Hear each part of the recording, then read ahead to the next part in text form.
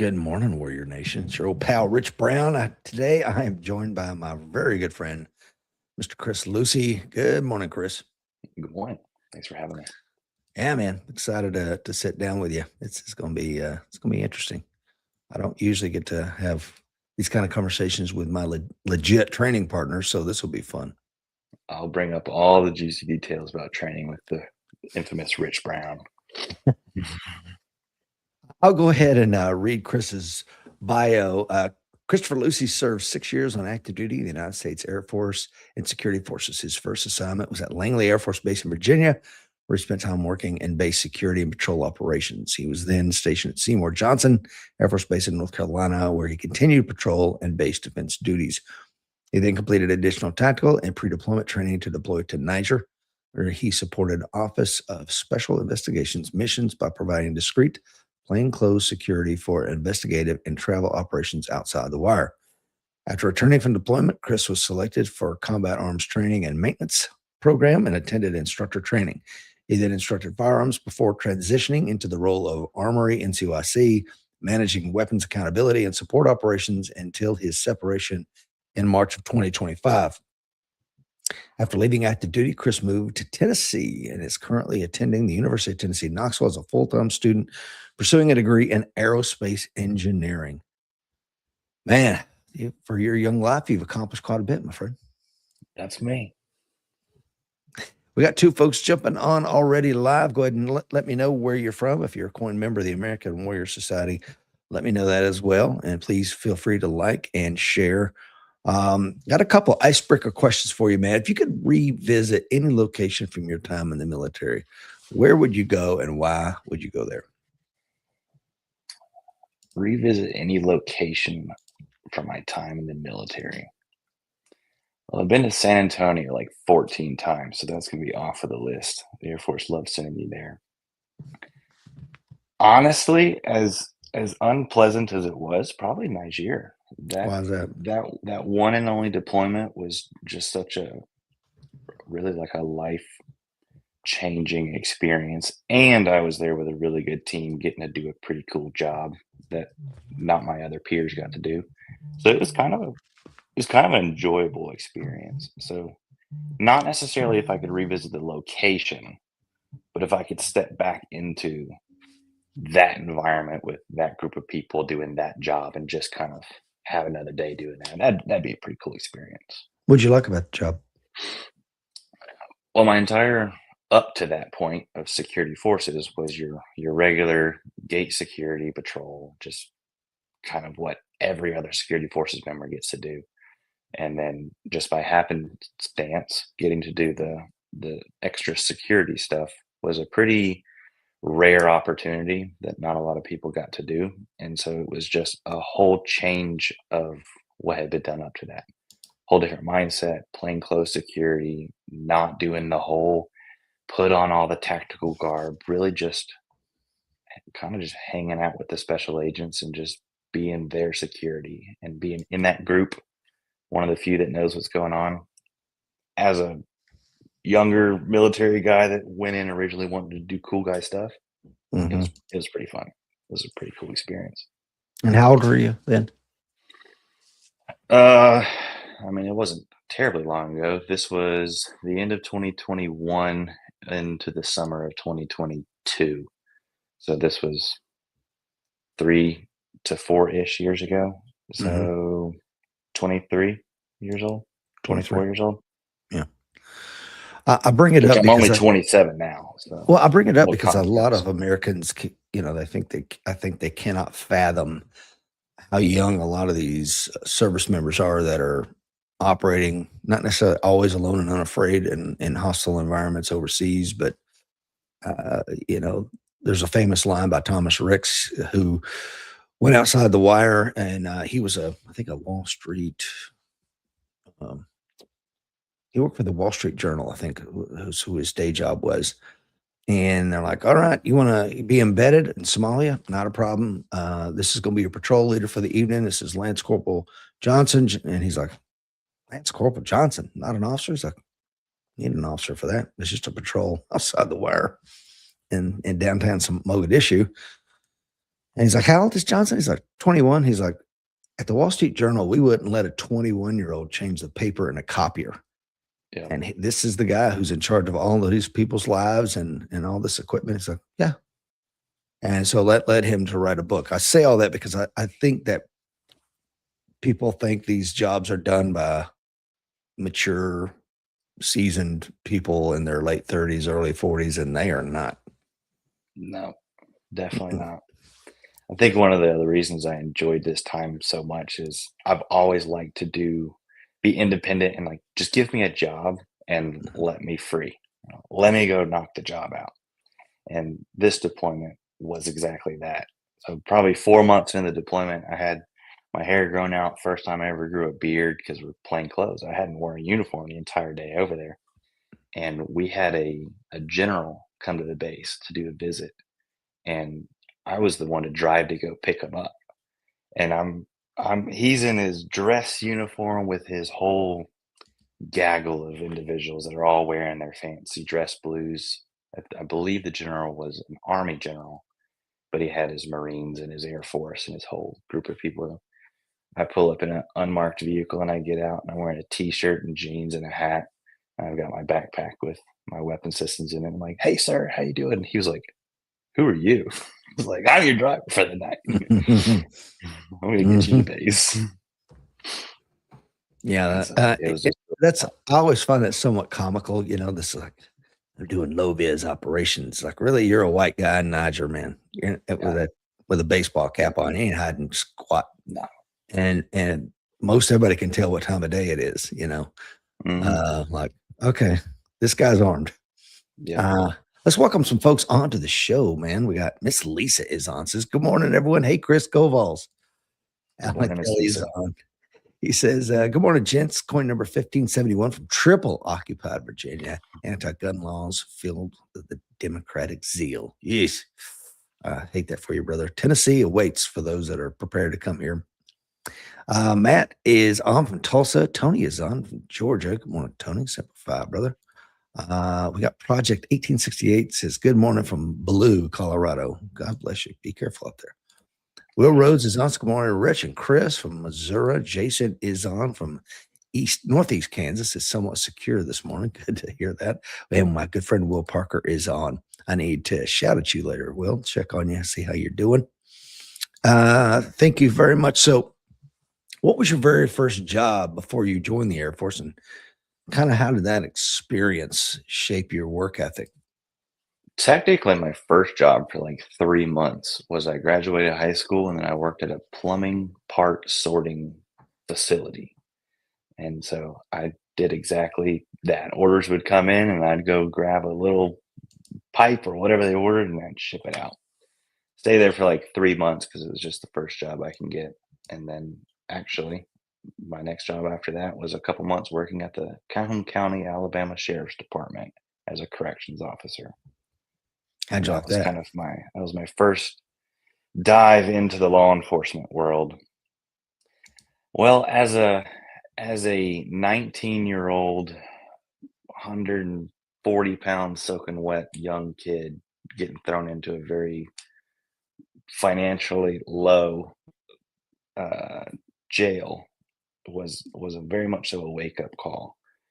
Um, I experienced enough to know that I enjoyed law enforcement, but I experienced enough with that department to know I probably shouldn't stay the next 20 years right here, which ultimately is what led to me joining the Air Force because I was so young. 98% of law enforcement academies aren't going to accept you till you're 21. But the Air Mhm, Force was like, dude, you have a high school graduation diploma and you're 18. Come on.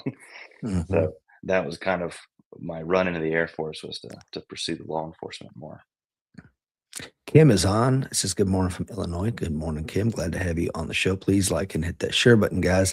Um, what hobbies or interests do you have outside of, you know, obviously the military? You're done with that. You're out of that. And you're currently enrolled at the University of Tennessee studying aerospace engineering. What other pursuits are you really passionate about? Oh, a big thing is keeping physically fit and obviously doing the firearm training because that's yes, it was a big part of my job and the military culture, but I just love it. I mean, that's never going anywhere for me. But a lot of my time, especially in semesters, is taken up doing a lot of homework. So outside of that is I'm a newlywed. My wife is freaking awesome. You've met her. Oh yeah, And she is so awesome. just spending time hanging out with her, doing things, going places. We're gonna be going to the zoo pretty soon, probably. Just doing stuff with my wife. And I think, both of us as Christian men, I think, that obviously we might as well get that out of the gate as well. Like as far as like a pursuit, I think that we'd both agree that that's a pretty important part of who we are at the core. Would you agree? Absolutely, 100%. Especially more recently now as my faith has matured over the past 3 to 4 years has been so much growth for me and kind of some wake up calls into that. And like my earthly priority here is to be the best husband and soon to be father that I can be, hopefully. So like Mhm. that is where my time and effort and energy goes to. Uh, Me and my wife were talking about this either whispering during church service yesterday or maybe at lunch afterward. I can't remember, but the idea that you look around at the things going on in the world, and I see signs that really like, man, I don't know how much hope I have left. And then I encounter people like you and Diane, or my daughter Maggie and her husband John, and there's a few other young couples that are getting married, getting into home ownership, raising a family, working hard and getting on their knees and worshiping Christ together and things of this nature. And I'm just like, okay, man, I have hope. You know what I mean? I don't want to start it on a richest doom and gloom this morning, but I don't. I think it's a uplifting thing that there are good American men and women that are living a Christ-centered marriage and that are fit and training and doing the right things for the right reason. And you and your beautiful wife Diane are definitely part of that. Well, I very much appreciate those words. And I mean, I can feel for it there. Like when you're on my side of things at my age and newly married, and I'm looking outward trying to find peers Mm, and people to surround myself with and friends my age. It's really hard to find people that have that kind of a like-mindedness. I mean, most people my age are still in their single season and their party season, they're drinking, or they're obsessed with their career and they're just like work, work, work, work, work. And it's like there's there's there's bigger and better things of that. And I can't take credit for where I'm at in life. All that I am is from my Lord and Savior Jesus Christ and mentors that have mentored me who were older than me and were like, hey, you're gonna you're gonna be lost if you're not paying attention. mm, So very grateful for mentorship and being surrounded by people that can encourage. yeah. Let's slip back into your because obviously this is a self defense show, and I just I don't ever want to have a show where I don't at least have a statement of faith. I think that's very important. And so now let's move into kind of more self defense related stuff. How did your role in the Air Force, particularly security forces, I guess, shape your perspective on self defense and overall personal safety, man? It definitely exposed more reality to me. That might be an odd answer, but going into the military, for context, my father was in the army. And so as soon as I told him, hey, I'm going in the military, I kind of had the pre-military treatment for my dad. And he's like, all right, here's the mindset. Here's what you can expect. You're going to get yelled at a lot. And that was really helpful going in, just practically wise. But I kind of thought I had a good idea of what I was getting involved with. And for the most part, that was true. But then once I finished basic training and tech school and then got into actual just doing security, even though I never got to a base or an environment that was just really, really, really hostile, it's not like I was getting in fights every night. I was exposed to the reality of once things get to any level of resistance, it's just so unpredictable. you never know whether or not this airman who's driving drunk is going to start crying and then you're going to have to take him to his first sergeant, take him home, or if he's going to start trying to fight and get away with you and then you tase him as he's taking three dudes down with him as you fight him on Mhm. the ground. And so that reality was kind of a wake up call of, okay, you can't just conceal carry and say I'm good because things are so unpredictable and you never know how it's going to go. You really, really do need to, one, have a plan, always carry your tools with you, but be fit, be capable with your hands. Like it takes all of it because if you just get a gun, you conceal carry and you say, I'm good, I'm ready. Anything that comes my way, I'm taken care of. I don't think that's realistic anymore. No, and you can't tell from Chris sitting there, but he's a big boy. How tall are you, Chris? 6'2" on a good day. And what do you weigh? Right now after Thanksgiving and Christmas stuff, about 240. Yeah. And what are you currently benching? I don't really one rep max stuff anymore, but my last repping weight was about 265, 275. Okay. Yeah. I say all that because for the people that are going to listen to the podcast and you're new to jujitsu, what was your first Oh yeah. time? What was your first time on the mats like? It sucked big time. It was not fun. So first time doing jujitsu was when I first moved here, which was in April. So April, beginning of May, was coming in and just walked into a jujitsu dojo, and it was a Friday morning. And at the time, I did not know Friday mornings was basically just open mat. Hey, you're going to practice all the things you've been learning. Today's just a practice day. So I walk in on a Friday morning, never done any jujitsu, and they basically go, "All right, guys, go do jujitsu." I was like, "Oh no!" So they set a timer for like 4-minute rounds or whatever. So for an hour, I just got 4 minutes with a different individual, and just had my clothes folded with me in, and just got straight beat up for about an hour and a half.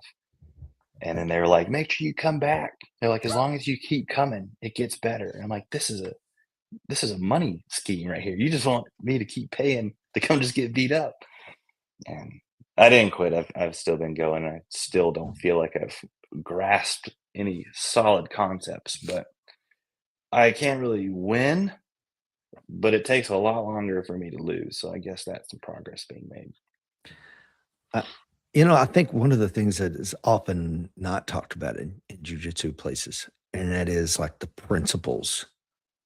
You know what I mean? It's like, well, we're going to do this technique, we're going to do that technique, and then we're going to rep it a bunch, then we're going to situational roll it, and da da da. Da. Okay, cool.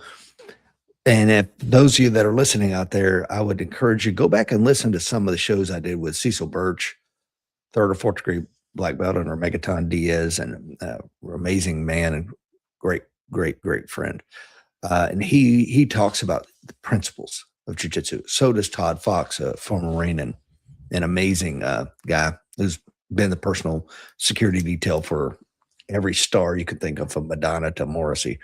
Um, and he has a very principles based approach, and that's in his books as well. So please check out those folks on there. I won't necessarily go into a lot of them, but to me, you need to understand the principles, and if you do, they work almost all the time. We can go into some of them if you want, but I don't think it's that important for today's show. I'm just glad that you're on the mats, because it works. Some people have this idea like, I'm just going to do what I call stronger than you foo, and I'm just going to get really jacked and really big, and that's going to work.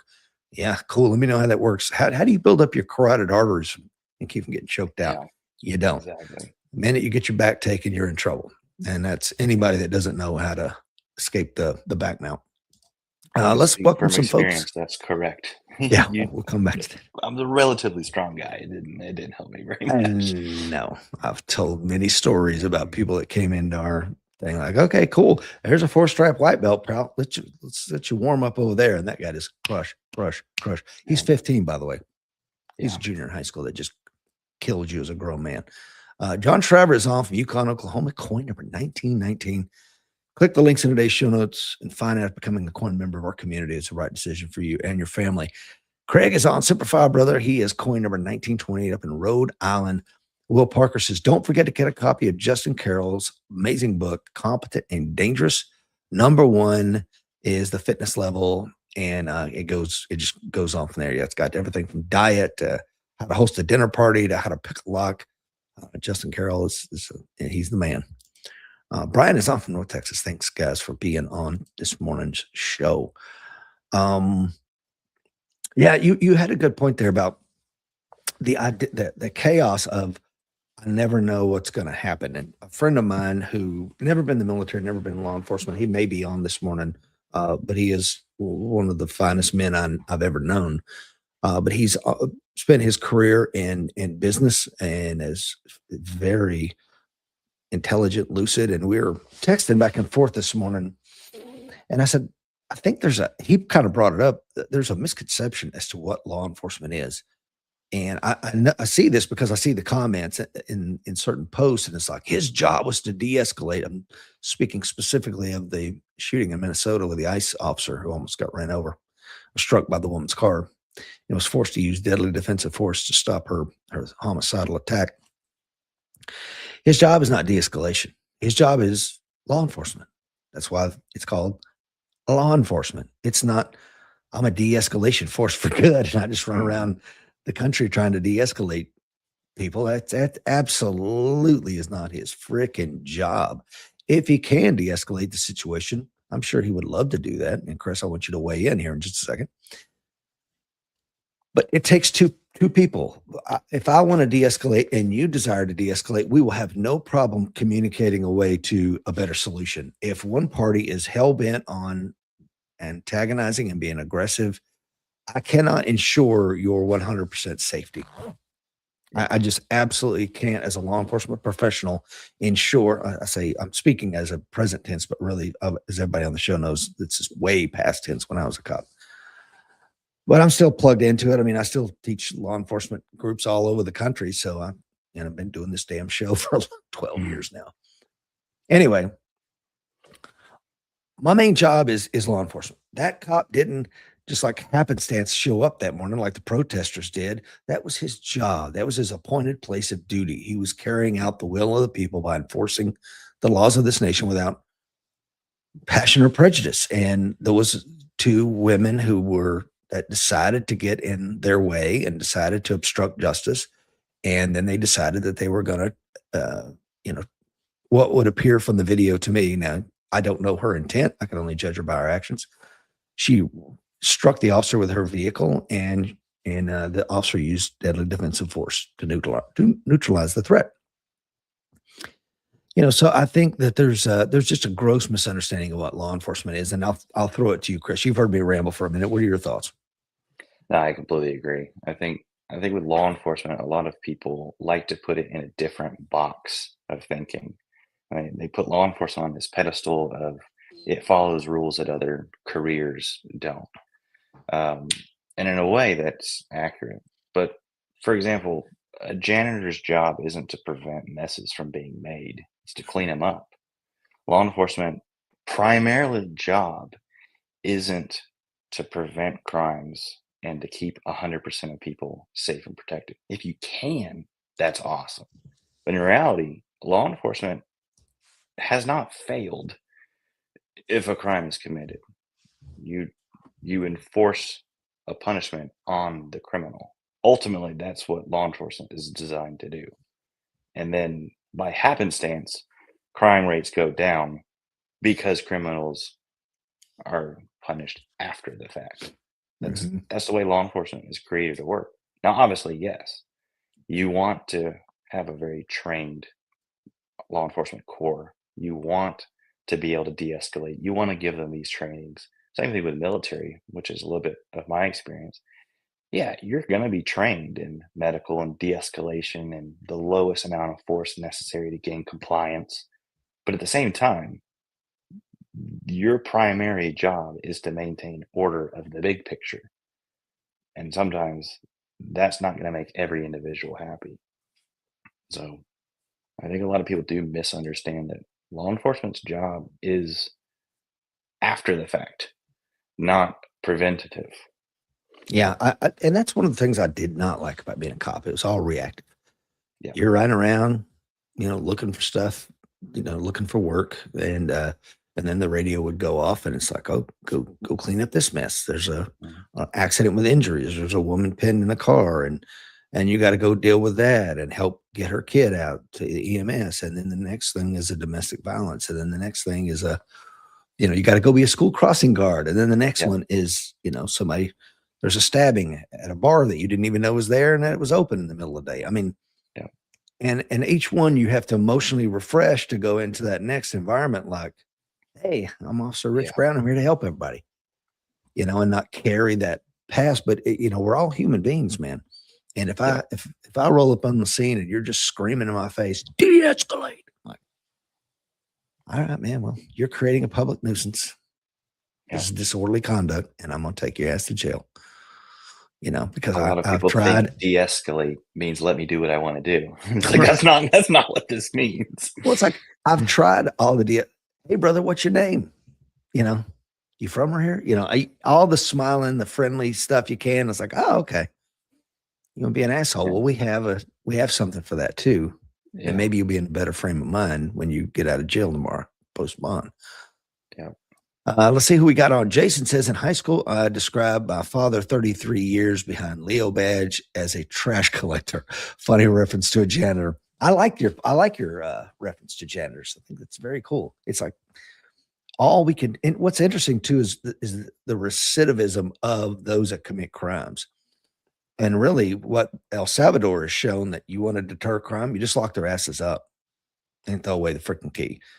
And it's like, okay, well, first you have to get a new crop of judges in there that aren't going to just like allow the revolving door to keep going. Like, no, we need criminal justice reform. And then we need really harsh punishment because these people don't get it. And I was teaching a class in Montana several years ago, maybe during COVID. And I've told this story on the show before. So folks that have heard it, please forgive me. But there was a big dude, and he was we go around the room. What's your job? What do you do? And he said, I'm a federal probation officer. Okay. So on one of the breaks, I went up to him. I said, hey, Carl, what do you see from the red states to the blue states? Because you work in multiple states, correct? It's like, yeah. I said, okay, what do you see? He's like, I don't see any difference. I'm like, okay, cool. It's like, I guess we're not going to have a conversation. I walk away. Then he comes running up. Rich, I'm sorry. I do see a difference. I see lower recidivism rates in the red states relative to the blue states. I'm like, really? Why do you think that? He goes, oh, it's easy. They just lock them up longer. No kidding, brother. You lock them up longer, they can't, commit more crimes. Shocker. Yeah, I completely agree. That's kind of the way the system was originally designed. And then if you want to change the way that you're going about it, you have to change the whole system. You can't really just decide that you're going to do something different. Mm-hmm. You can't just say we're not going to have people in a jail if we know that we know that we know that they did it. And especially nowadays, we're starting to see things and being like, this dude's committed like 7 different crimes on 7 different occasions, and we're still at what point is it 10? Is it the 10th time where you're like, okay, you got to stay in the jail now? Well, And yeah, that's part that was really frustrating for me. Is like, come on, I think guys. you're right, man. I think this idea of, a country really is like a social contract between, each other. We live under a contract, the Constitution, Bill of Rights, etc. But at some point, somebody's basically telling you with their actions, I'm not interested in this social contract. I just want to do what I want to do. And if it hurts other people, I don't care. If it takes their things, I don't care. And it's like, okay, well, we have a place for you, and we're going to pipe in sunlight till you die. And I think of a prime example being um, the man who stabbed the Ukrainian refugee to death on that Charlotte subway. He had how many felonies? That's And at exactly what I some was point, thinking of. how many? That's the case that I was thinking of. You don't quote me on this because I don't remember, but it was well over 5. Well Uh, over 5. I Peter think it is was on. closer to 8 to 9. Well, I'm going to throw this to the audience. We got 10 folks watching live. If somebody can give us the number of that guy and what his name was, Yeah.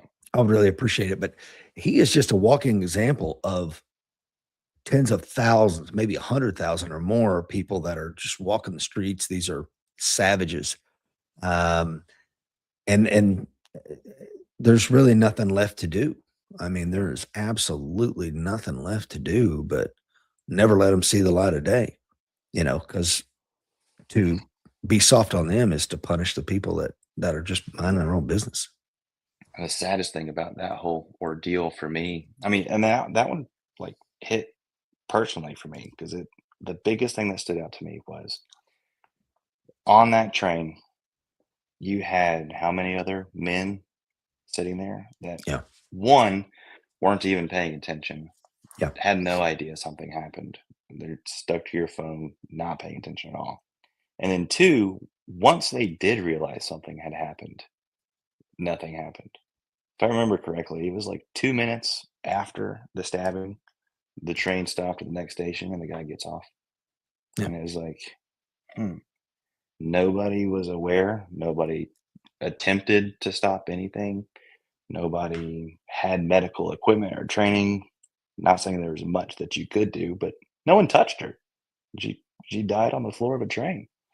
And that was kind of a wake up call for me of going like, I know I have these ideas and these urges to protect and be a provider, but it's like you really gotta like step into it, boldly step in and be like, I will be this person. I will lead this way. I will be a protector. Because if you're just passive and you're looking around for like, okay, who's going to do this with me? You may be completely alone. And so Yeah, I that know, got me man. heated. Say that again. I said it got me heated. Like when I watched, I got like red in the face and I could feel the hot face. I was like, man, I'm having an emotional reaction to this right now. Yeah. Jason says it was to Carlos Brown. If somebody can let us know his recidivism, that'd be great. How many felonies he had? I'd really appreciate that. It- same to me. I mean, to me, it was a couple watershed moments at the end of 2025. One, of course, was the political assassination and murder of Charlie Kirk, Yeah. and then there was the young Ukrainian woman. And it was really a turning point for me because I've been very clear on this show, like, hey, the concealed firearm that I carry on me everywhere I go is for me and my family. It's not necessarily to protect those around me. My duty as a father and a husband and a provider and protector for my family is to get them out of harm's way. And if I can help you along the way, maybe I will, maybe I won't. You need to do likewise. But I think to your point, because you know what? They use things like Daniel Penny and Kyle Rittenhouse to scare everybody from trying to do the right thing. And it's like, hey, if you try to intervene, we will try to take your life away from you. We'll take your financial life away from you. Yeah, Jeff just said Daniel Penny. Absolutely. So you got to decide whether are you going to be the next Daniel Penny or not? You're going to be the next Kyle Rittenhouse or not? Yeah. That the full weight and measure of a state tries to destroy you. These are things that you have to think about now because my watershed moment is kind of like, I cannot let this happen. You know what I mean? I don't, I've had a good run, man. I'm almost 60. I've had an amazing life. I've lived longer than I ever thought I would. And if I lose it, stopping a animal like that, the next to Carlos Brown, then so be it. But like you said, he is allowed. People let him just after murdering this poor woman and she bleeds out alone on the floor. The crowd just let him move like a shark through the rest of them, saying, I got that white bitch or whatever his words were. And it's just like, and nobody wanted to be Daniel Penny. Yeah. And I get it. It's terrifying. I don't want to lose my home. I don't want to lose everything I've worked for. But at the same time, man, I gotta stand in front of my creator at some point. Chris, what are your thoughts? My thoughts are aligned right there with you. My priority number one, first and foremost, is my family. So if I'm out with my wife and with my kids, step one is get them into a safe location. If that means Mhm. leaving the area that I am, I'm gonna do that first. However, then I know that I would have to look into my wife's eyes and be like, all right, you're in a safe location. You're calling the police.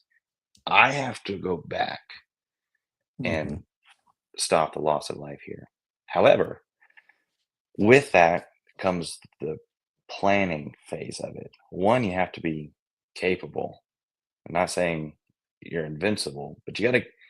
My priority is my family, so I have to be in a position where I'm capable to where I can give the highest possibility of coming back to them and not just getting myself killed. You got to be smart about it. But two, you got to think of like the long term effects of it.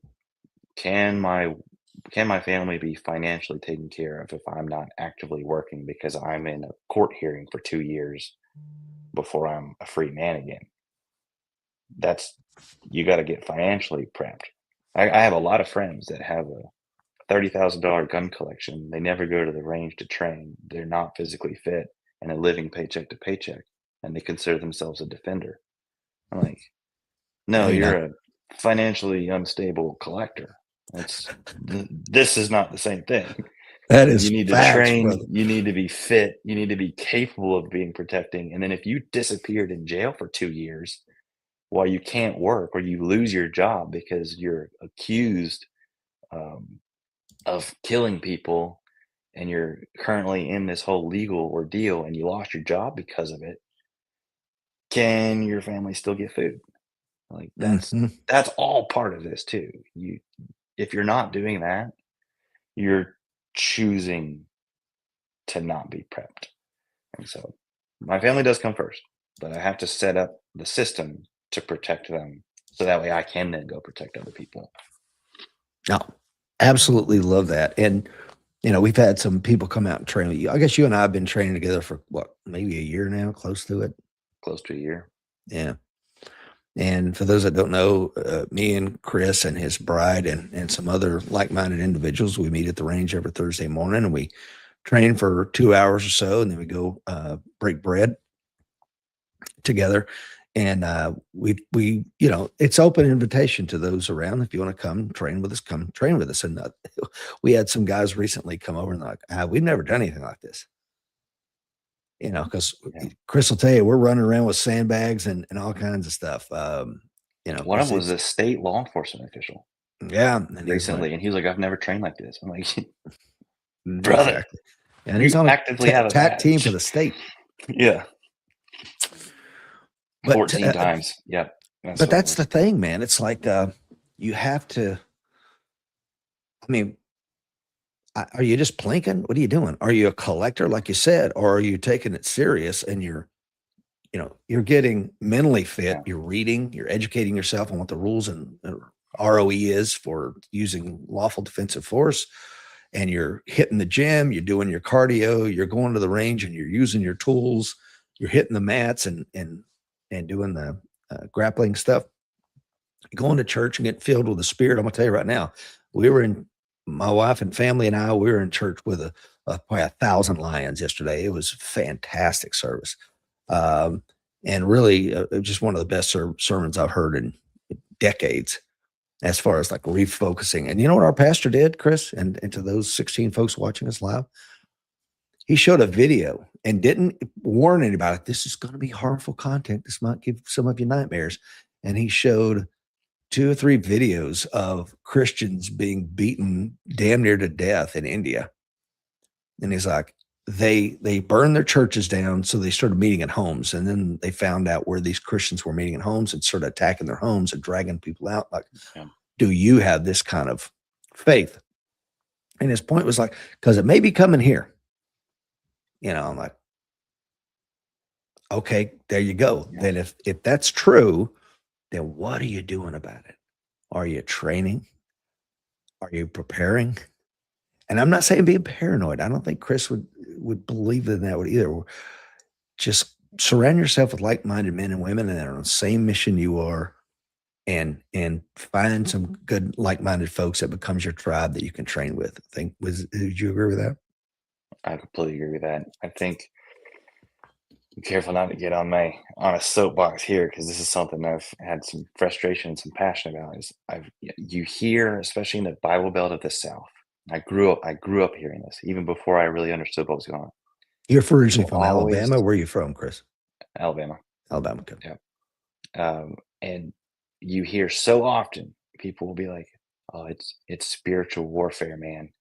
It's a spiritual war that we're going through right now." But then it's like, but no, that's such empty words thrown out. Like, where's the prep for battle?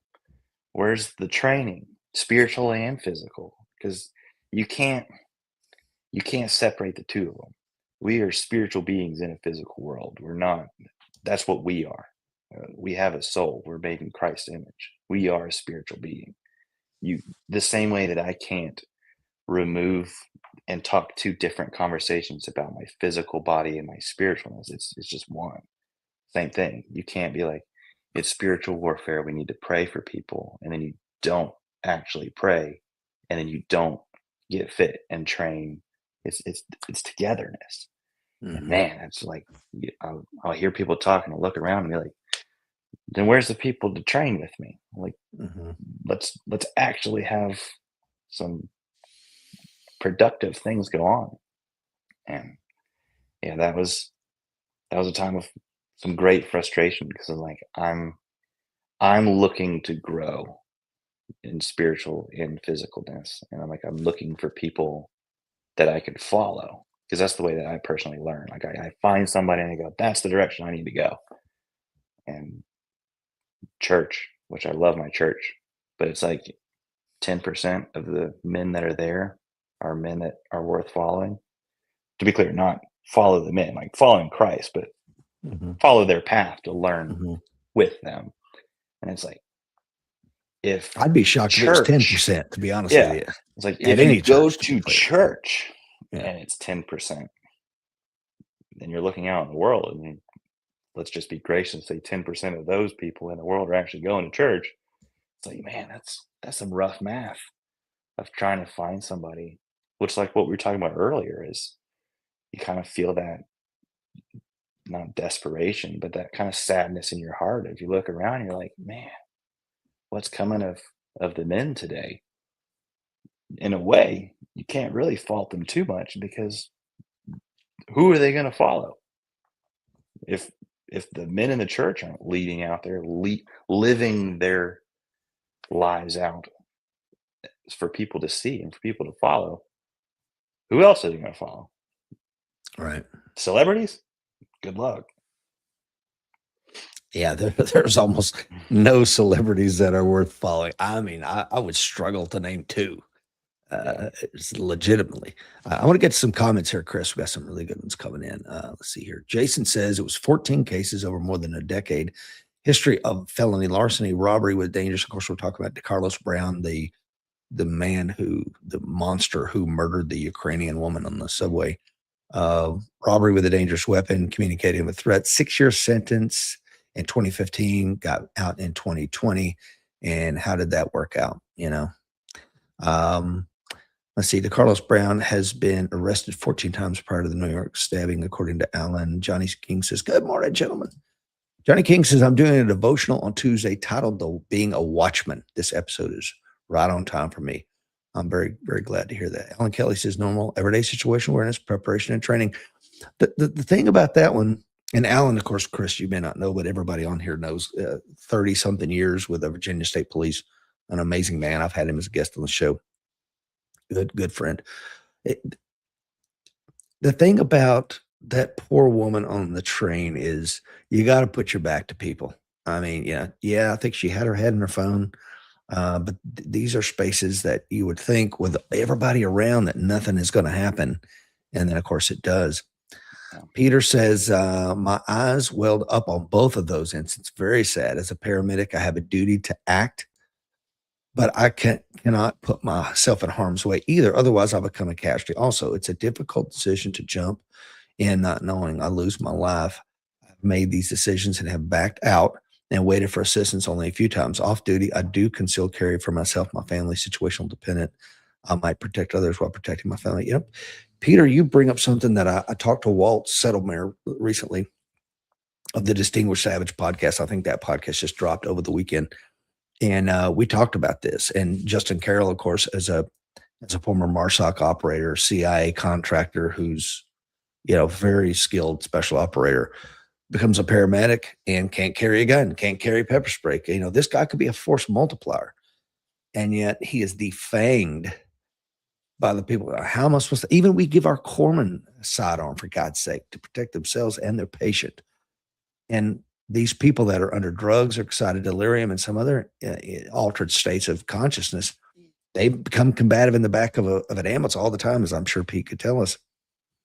And we have to give our emergency services folks some ways to protect themselves. It's not enough to just say, "Well, the police cleared the scene." Okay, cool. But now I got to take this animal and put him in my vehicle. You know what I'm saying? Yeah. Thank you to the 16 folks watching us live. After when you finish your firearms instructor training at that combat arms training and maintenance program, what key lessons did you learn about teaching firearms and self-defense to others? You always have to understand who you're teaching before you can just dive into the material. That's probably, if I could pull it down to the number one most valuable thing that I learned was that you've got people, especially in the context of the Air Force, and I can imagine going all over the country, you get people from different backgrounds, different states, different ideologies about guns. And even in the military, you've got the good old country boy that's grown up shooting guns his whole life, and he's not afraid of guns, but he thinks he's a know-it-all, and you can't teach him anything until you break him down and like show him, hey, you've got some things that you can learn. And then the next seat right next to him is a 20-year-old female that has never held a gun in her life because she is in the Air Force as a medical specialty, and they didn't even shoot guns in basic training. Mhm. And so it's her first time ever holding a gun because she's tasked for deployment, and she is terrified of holding a gun like this. Mhm. You got both those people in the same class. So the big thing that I learned was you got to learn who you're talking to, and you got to kind of teach it in a flavor that they can digest. For this female, I got to get her used to the noise, and the guns are scary and the recoil and the, oh my God, I'm just so tense freaking out. And then I got to get good old country hay bale over here. I got to go, hey, you are shooting so fast and you are not hitting anything past 15 yards because you were slapping that trigger. You got to calm down, dude. And you got to dismantle his pride and teach it in a way that he can actually listen without getting all defensive. Well, I've been Right. doing this for 20 years. So that was a skill that was very important to learn. Everything else, at least for the Air Force, you're teaching out of a curriculum. It's very much so. I'm going to teach you what this book says, and if you don't teach that, you kind of get in trouble. I get in trouble, but it's like I don't really have a lot of huge wisdom that I can pour into you because I'm limited by my curriculum. But turning that book into actual stuff that can be retained Mhm. by each specific individual was vital. It was really, really important. Well, let's take it into the civilian realm now. So that's kind of the military thing. Now that you're transitioned out and you're training in the civilian realm, what have you been able to juxtapose from that? Probably the number one thing would still be the same. I mean, you never know who's going to sign up and come to those classes or what their experiences are. You've got a 65-year-old, hey, I was in the military back in the day. I've still got it. I shoot cans off my back porch, and then he turns around with a gun and flags everybody because it's been 40 years since he's thought about weapon safety. And Mhm. then again, you've got the mom of four that saw something on the news and now wants to carry a gun and never held one before. So still learning how to teach to your crowd. But probably the other next important thing would just be you got to get the fundamentals locked down before you can move on to the next thing. And a Mhm. lot of times with civilian classes, in my limited experience of only doing it for 4 years, Mhm. not sitting here like an expert, but the next important thing would be a lot of people want to buy a class and they expect to go there. And now at the end of that 1 day class or even a 2 day class, they now think, I am the greatest protector on the planet. And I know all of the equipment, all the tools, all the ammo, all the fundamentals. I can shoot fast. I can move. I communicate. Stress is no threat to me anymore. And it's like, okay, we got to get some realistic. expectations here. Mhm. You're going to need to continue this training. And a lot of times people are like, what do you mean? This is a continual process. I paid you for the class. I want my results. And so that's another big thing that a lot of people want to show up and get their once all be all. I'm now a certified firearms shooter. I took the class. I can get my concealed carry card, and I'm never going to touch this gun again. And Yeah. Good luck with that that's strategy. not really a realistic strategy either. No, I mean, it's no difference than if I go to a music store and I buy a piano and you give me a 4-hour block of instruction, on how to play Mary Had a Little Lamb or something. Well, that's it. I'll take the piano home and I'll sit in the corner and I'll just regale my guests with Tchaikovsky. Not happening, brother. It takes a lot of work. But why with the fire? And I think Andrew Brink is the first person I heard him say it. Of course, he wrote The Law of Self-Defense. Good friend of the show. Got that book up here somewhere. Yeah, good stuff. Yeah, he says, there's like 3 things every American man thinks they can do really well. Make sweet love to a woman, fight, and shoot. And 99% of them are wrong. People only want to practice one of those. It's weird. Yeah, but it's like, no, it's an insult to people that do this stuff professionally. That you think that you got it covered. Good luck with that, brother, because you're going to meet somebody that takes it serious, and it may not work. Peterson's mindset plays a big part. Sure does.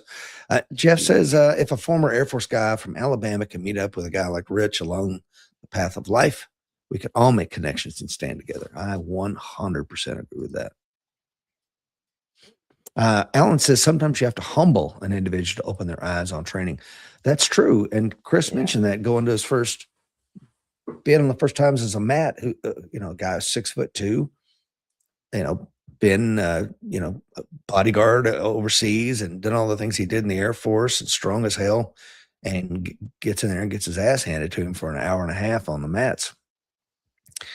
Did you submit anybody in that time? Oh no, not even a little bit. Really? Not Wow. Even, no. You just got. I even rolled with 2 females in that group as well, and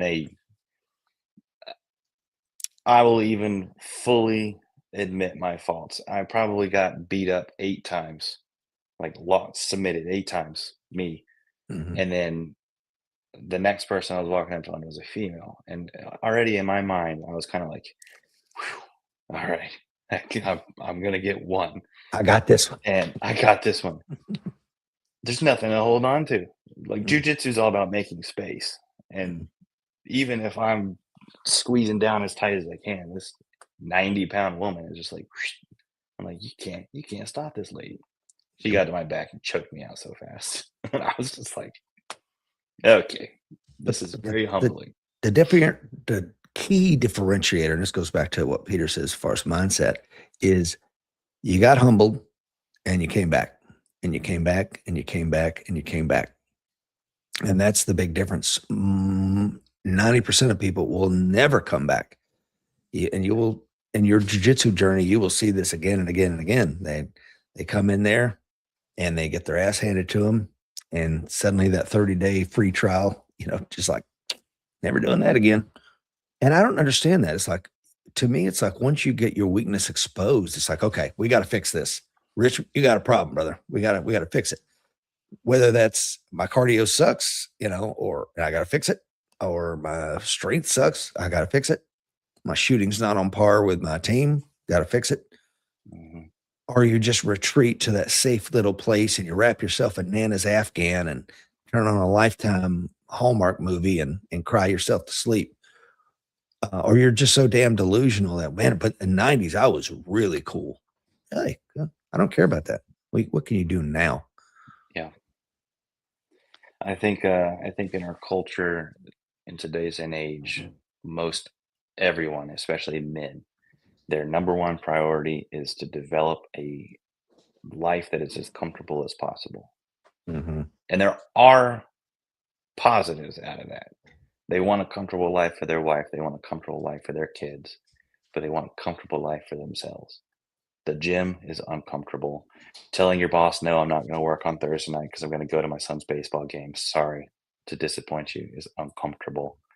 Going to church on one of your 2 days off is uncomfortable. Going to jujitsu is uncomfortable. Shooting a gun that you like to think Grandpappy taught me on the back porch. I know how to shoot a gun. I'm a man. And you get exposed. That's uncomfortable. And many times we, myself included, will retreat out of those areas and just kind of stay where you are. Asking somebody, hey, will you mentor me? Because I want to learn this area that I know nothing about. And will you invest time into me? That's an uncomfortable conversation to have. And a lot of times we don't want to do that. And so it's not just the one area of why don't people do jujitsu? Why don't people train the gun? It's very hard to break out of your mindset is one that loves comfort. And we've got to kill that, especially you as a father and a husband and a man. We got to get rid of that. And then everything else kind of just falls into place. It's really easy to go to jujitsu when you just look for uncomfortable stuff. Jiu-jitsu is top of that list. Yeah. So if you don't kill the mindset, you're just gonna be fighting against it the whole time. Maybe you last a year, but eventually you'll just quit because you get burnt out and you give up. One of the things I 100% agree with everything you said. And to your point, there's a couple of things I want to say. One of which is when I retired from the Marine Corps, I was deputy director of recruiting operations throughout the entire Southeast United States. I'd been a published author, and some of the stuff I wrote for the Marine Corps Gazette is still being used on 2 different college campuses to train new leaders. And so I was a director of a leadership academy. I'm thinking I'm a pretty big deal. And then I got into jiu-jitsu, and I'd done judo, so I knew a little bit of grappling, and of course, a background as a defensive tactics instructor and stuff like that. So I wasn't starting at zero. I knew a little bit, but I'm still getting my ass handed to me. But that's not even the most humbling thing, because I was prepared intellectually for that. It was like at the end of the thing, I'm not a big deal. I'm just another guy mopping the mats just like everybody else, and I loved that. It's like the humbling aspect of cleaning up the place and wiping everything down and making it ready for the next group of students. And I don't know, man, I think there's something that it's a check on your ego, number one. And I want to say to you, when the first time you trained with us, and that Thursday morning training session, it's bounced back and forth, but I've been doing that every week for 10 years, maybe more. Yeah. And new guys come and go, you're one of those that's stuck around, because most of the time they come in there and they think they know what they're doing. And I go, okay, show me this drill. And I'm put them on the timer. And they're like, what is that thing that makes the beep? Like, okay, this is going to be fun.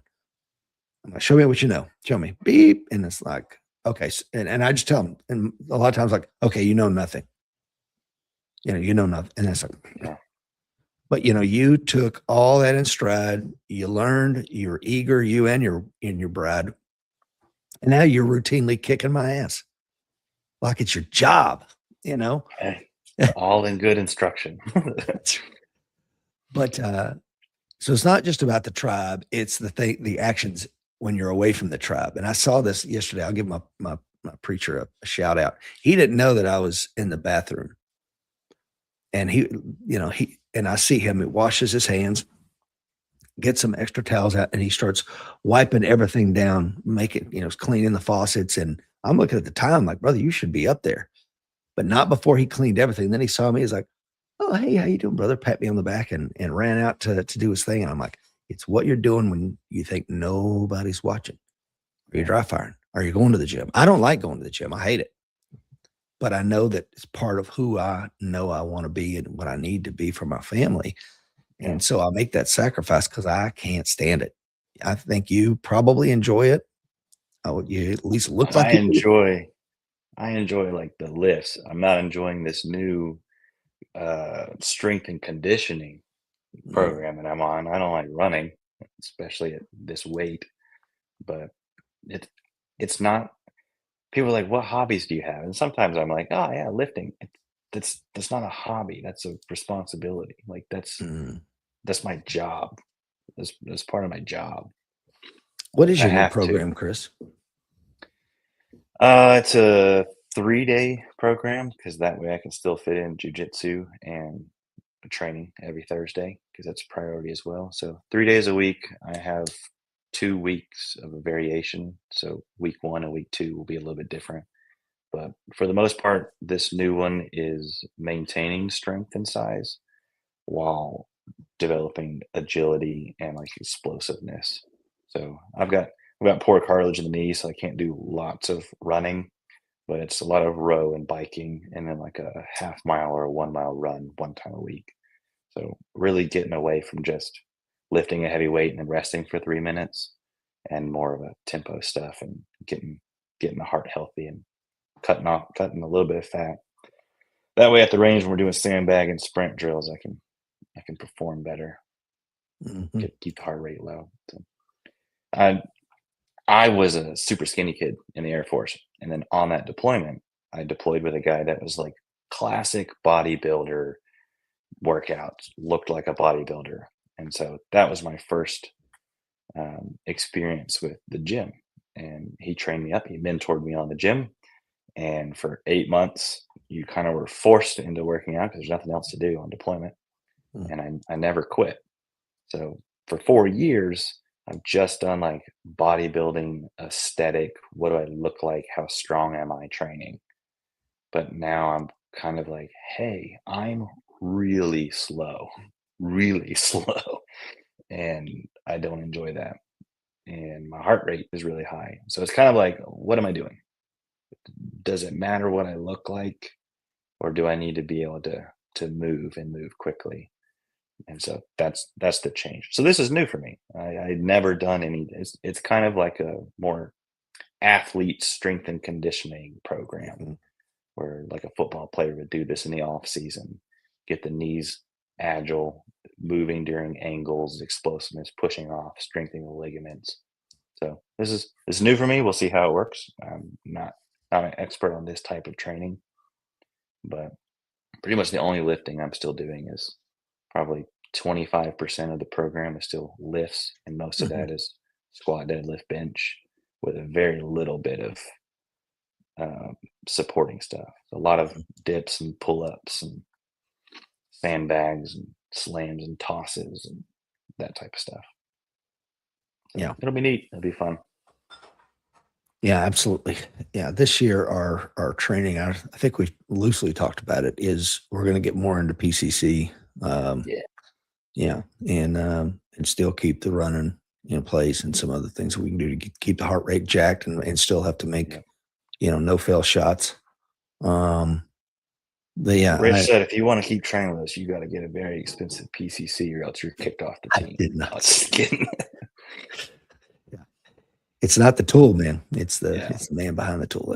That's a fact. I mean, and I always bring this up. The guy in Parkland, Scott Peterson, he had all the tools on his tool belt and he still let 17 children die, scream and bleed and die for him to come save them. And he cowardly hid behind a pillar and kept the other law enforcement officers, Uvalde, the one officer who's texting her husband that I'm shot and bleeding in my classroom. And he's scrolling through the phone, reading those texts with a Punisher screensaver. It's Yeah. like, I don't know how you live with yourself. And if I It's remember like your little correctly, I think there was a off-duty guy that was getting his hair cut across the street, got the shotgun from his barber, and he ran across the street. I think that was a part of that whole ordeal. I was in the military when that was going on. I was a mm, new kind of fresh out. So if I remember correctly, this was 2020, 2021-ish timeframe, mhm. right? I don't remember, to And be honest with you. He's yeah, finally getting his day in court, the yeah. head of the Uvalde School District. Whatever year this was, I was absolutely in the military because I joined in 2019. So it was Mhm. in that window somewhere. But I remember just being like, "Hmm, interesting. This Yeah. is this is kind of reframing this idea that I had about military and law enforcement, on top of my experiences in the Air Force itself. Of my perspectives is shifting, and I'm not sure if I'm aligning 100% with the norm or the standards that are going on Mhm. here, especially in the level of training and that type of stuff. Just that hunger for I want to learn more is kind of like that's a fight. Like I'm fighting people to send me to learn things.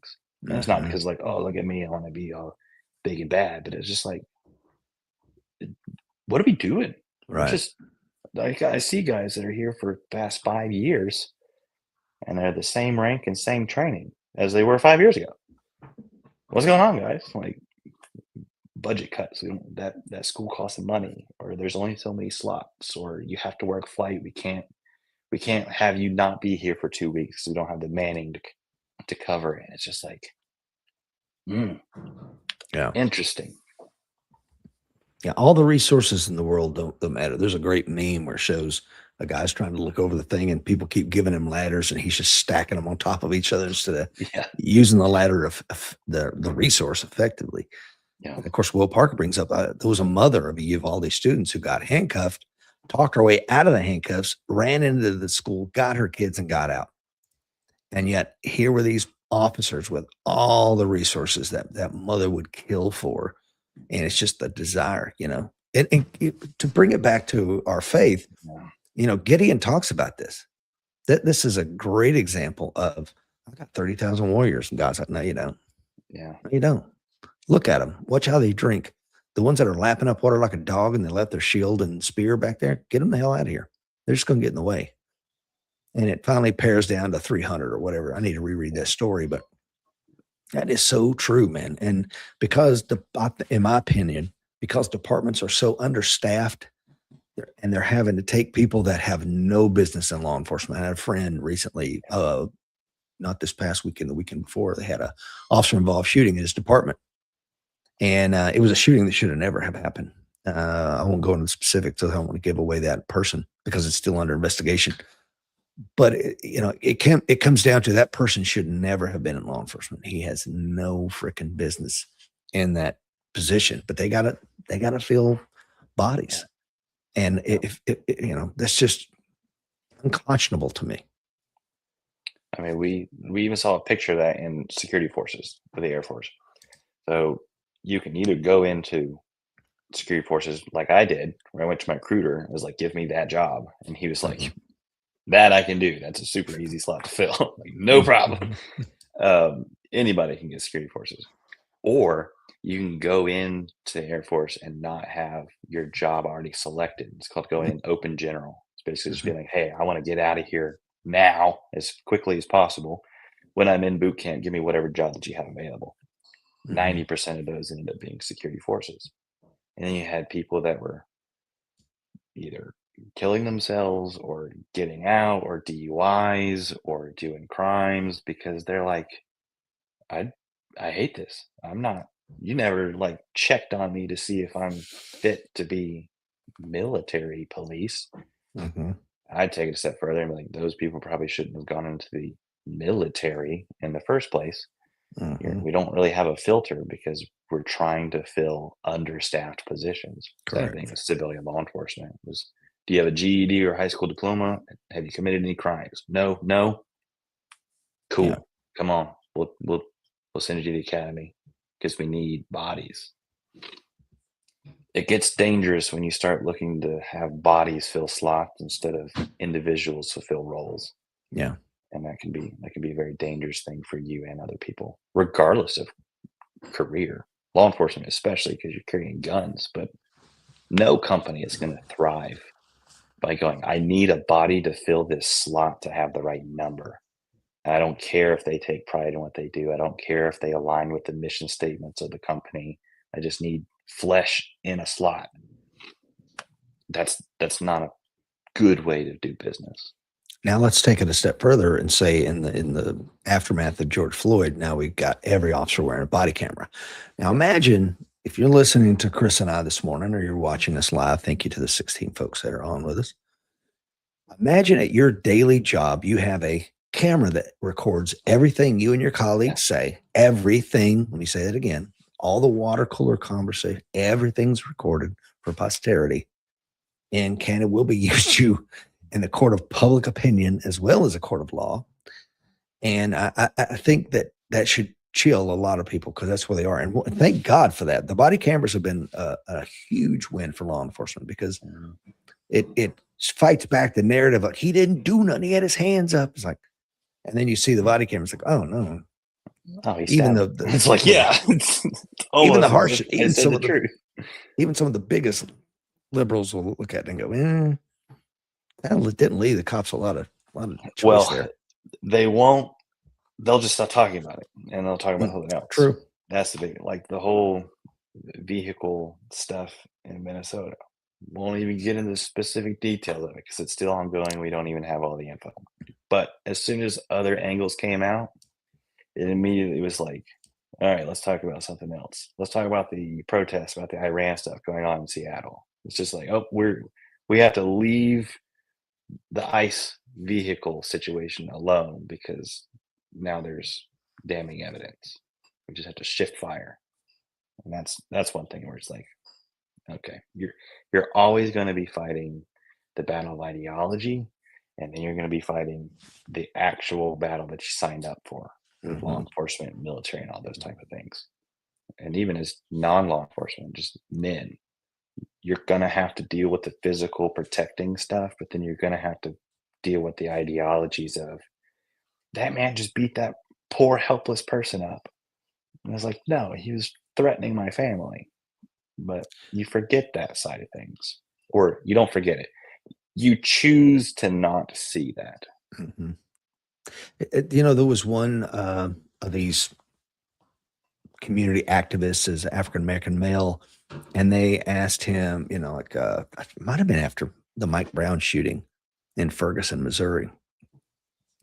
And he was out there and they said, hey, will you come to our department? Our training division can put you through some of these scenarios, kind of see how maybe you could help educate us on how we should conduct ourselves. And he's like, absolutely. So kudos to this guy. One of them. And he shoots the person every time with a sim gun. And it's like, but he was unarmed and you just shot him. It's like, oh my God, and it was you could see the light bulb come on in his head. I'm like, we need more of that. Okay, Cindy, I understand, you're bless your heart, you little purple haired soccer mom. Come on in here, Cindy. Show us what we should be doing. Here's your tool belt. Here's a radio. And here's this violent person coming at you. Or here's this, 10,000-pound weapon coming at you, with wheels. And you're standing on slick, icy road. What do you do? And, I don't understand intellectually why they don't get it. And I'm not going to say who. I have a friend that just completely doesn't get it. And so we're going to have to agree to disagree. I've got people in my lives are the same way. You speak as if you have firsthand experience and expert knowledge, but you have zero experience in it. You've not done any of this. And if you try to have a conversation with some of these people, it's very clear that they're regurgitating catch lines and catchphrases because there's no critical thinking argument behind it. They just have to shift on to the next slogan. It's like you haven't processed any of this. You're just repeating what you've heard and emotionally latching onto this. Yeah, it's. I said it the other day. It's like a Rorschach test. The ink blot test. You see where your bias is right there. If you want to see the murder of a gay woman, then that's what you're going to see. And there's no amount of convincing that I can give you. I can give you the laws on deadly force. I can give you why those officers were there that day. We can walk through the facts and timelines and give you every angle you want to see, and you're still going to see the Rorschach test and say, I see a fish. I don't know what to tell you, and those people, man, you just got to be like, all right, their confirmation bias is so strong. Yeah. You're going to just have to let them be. I mean, I don't know how else to do with it. Maybe somebody in the comments can be like, oh, Rich, you need to try this. Let me know. I'm open to it. Magic words. Tell me, is abracadabra? I'll say it. The frustrating thing is you can have two groups of people, and if they have different initial ideas, I have no issue from that. Like I have an initial idea from anything that I see. The frustrating thing is you'll have some groups of people that will have an initial idea and then nothing can affect that. Correct. There's no outside source of information or evidence that can sway that idea. And like for me, a lot of times I'll have a traditionally conservative initial idea, and then I'll see the evidence and be like, yeah, that was a bad decision. That was a wrong move. But I'll admit that. Be like, hey, this situation, that officer messed up. Yep. You should have done that. You were a coward. You should have gone in. And even on big picture stuff where it's like not everything's black and white either. Yeah. Like the whole George Floyd stuff that erupted. I was like, hey, yeah, that was probably a bit too long to be kneeling down on somebody's neck, even though that's not ultimately what killed him. It's like minimum amount of force to gain compliance. Once you have him face down and in cuffs, all right, move to a better position. I was like, I'll admit that. I don't think that should have been the way that happens. But that doesn't mean I throw everything out with it. Yeah, And a especially lot of once times you see people just can't let go of their idea. once you watch that documentary, though, it's like, oh, wait a minute. Their department had a policy and a position called the maximal restraint position, wherein you put the subject prone down and you put your knee on their upper back / neck. And it's like, so he was acting in accordance with the department policy. Now, the 2 police departments I was with, that was absolutely not the case. Yeah. You put them into a recovery position because asphyxial death from those positions is certainly something that can happen and does happen. So Yeah. I think he died of fentanyl. I don't think he died of fentanyl. The autopsy shows he had a lethal dose of fentanyl in his system. So he was a dead man anyway, sadly. But now a lot of other probably good people are going to spend decades in prison for that. You know, Department's policy, you've still got to follow what's wise, though, because as we see with that and other departments, is you can quickly be released and thrown in the bus, and that policy can get changed in a day. Because they act like that policy didn't exist, and they pulled out the old manuals, and like every one of you in the leadership lied to get that, to get him acting as if he's acting outside the color of law, which I don't think he was.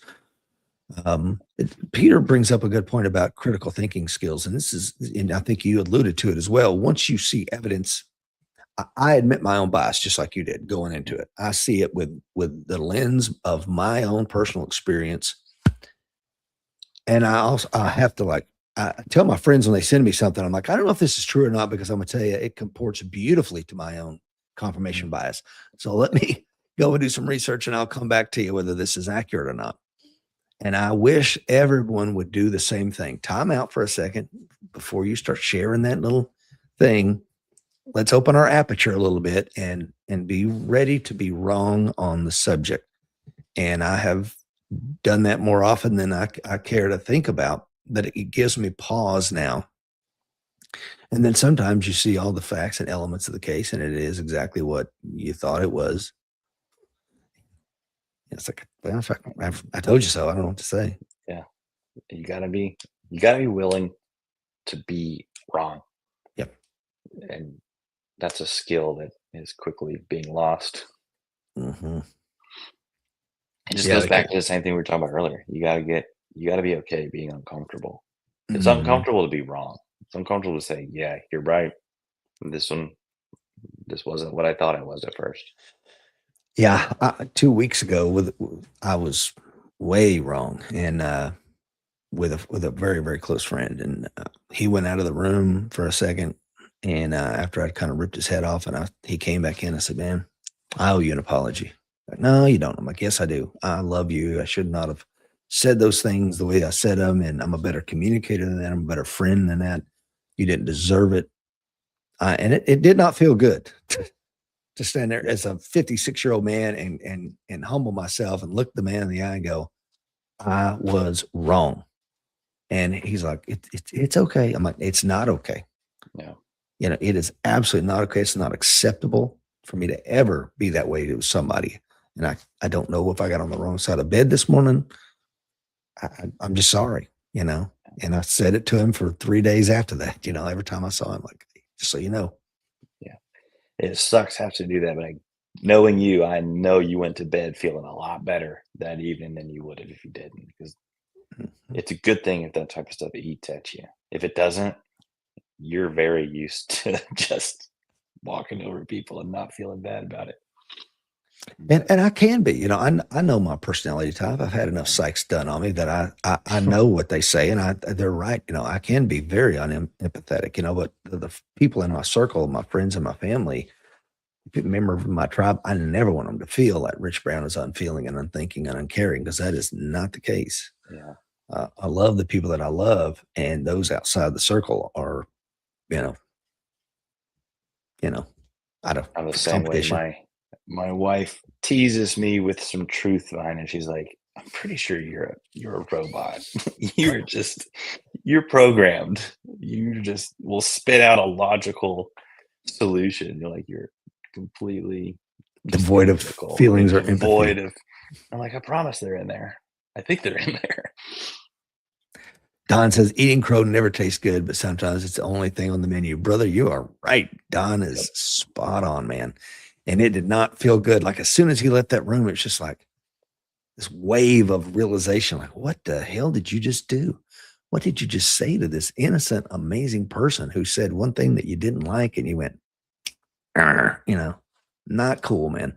Alice says a lot of today's generation have been sheltered from reality. Boy, true. In their minds, they are protecting their sense of what's right, but reality shows they are extremely wrong, which they will not accept. When you've been shown the evidence and you're still like unwilling and to move and change your opinion, it's like, there's nothing else I can do, man, but say, hey, hasta luego, go with God, do your thing. Yeah. I can't change you. 2 + 2 is 5. If you say so, brother, high five, keep going.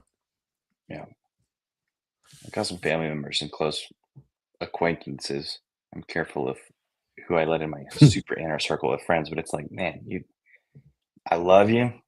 I'm not gonna like cut you off, but Mhm. man, we gotta limit the amount of time that we're hanging out around each other. Like, my goodness, you not only do you have a view that is unsupported by any concrete evidence, but you also actively try to bring these views up. You want debate. You want to talk about it, but you can't talk constructively or critically.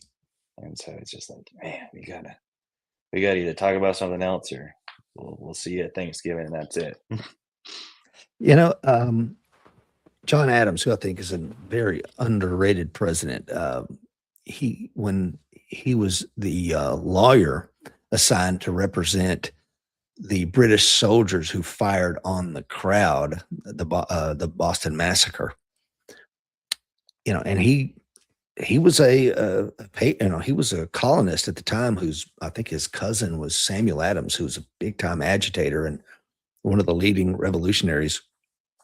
And John Adams, of course, had not intellectually gotten there yet. He still was clinging to England, but also a man who's of conscience and a man following the law.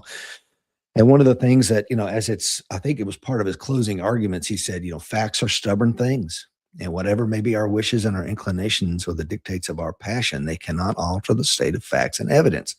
Part of his closing arguments. And I was using this as the same logic toward my friends who just would not see this shooting of Miss Good in Minnesota as anything other than a cold blooded murder of a queer woman. And I'm like, you may feel that way, but the Yeah. totality of the circumstances and the evidence as we know them today, January the 12th, unless some new evidence come to light, it's a awful but lawful use of deadly defensive force. And I'm so sorry Mrs. Good is dead. She unfortunately, you know, reaped what she sowed, and her actions led to her death. And whatever your passion may be, whatever compassionate empathy you may feel toward Miss Good and her domestic partner, I cannot change the outcome of her actions. So Yeah. facts are what they are, brother. There's an apologetic speaker, Frank Turek, who I love watching a lot of his stuff. But one of the questions that he will ask is, if Christianity was proven to be true, would you believe it? Would you become a Christian? And it was mind blowing to me to see how many people couldn't answer that question or would refuse to answer that question, because you have facts and evidence, and then you have people's I cannot let this ideology go. I have to be right, and I will be right. Mm-hmm. And it's like, man, if you had all the evidence in the world to prove that this was true, would you submit to it? Would you believe it? And they're like, no, No, no, I can't won't. do it.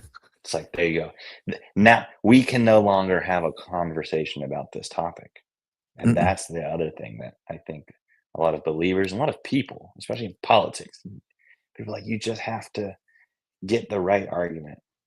No, there's once you get to that point of the admittance of, no, I'm not letting this go. We got to talk about something else. Yeah. I'm Well, not going to let mine go because I have it's the funny. evidence. It's so funny, Chris, we're having this conversation because it leads right into what the sermon was yesterday. I think it was in Acts, where Paul keeps going into the synagogue and he's preaching about Christ, preaching about Christ, preaching about Christ, and he's rejected. He's rejected. He keeps going. He keeps going. He keeps going. And finally, he's like, I'm done with you guys. You're, what does he say? Something like, your blood will not be upon my head, meaning I'm morally absolved from this. Mhm. I've said it every way I can say it. I've given you all the facts and evidence, and you're still unwilling to see the light. I'm going to go out here. I'm going to go preach to the Gentiles. You people are lost, and that is, and it's something Don says here. Never cling to a mistake just because you invested a long time making it, and that's the sunk Yeah. cost fallacy. You got so much going into this thing. It's like I can't back out now. I gotta. Yeah, you can back out. Back out anytime the evidence, it shows you the truth. And that Tony says, You're facts be absolutely damned. right. The less new battle cry is victim blaming. Will Parker says, everyone who doesn't believe in Jesus Christ is willfully ignorant. Willfully ignorant. It certainly is strange, isn't it? Well, Chris, I've kept you on here almost an hour and a half, my good friend. Thank you so much for agreeing to be on the show in such short notice. Will is out flying this week, doing a little overtime. Dr. Fuller is on the job somewhere. I won't say what job he's doing, but he is out there doing the Lord's work. And so I'm like, let's get old Chris and see if he'll come on here. So here he is. Thanks for being on. Thanks for having me. Guys and gals out there in Warrior Nation, the fight is coming. Be ready.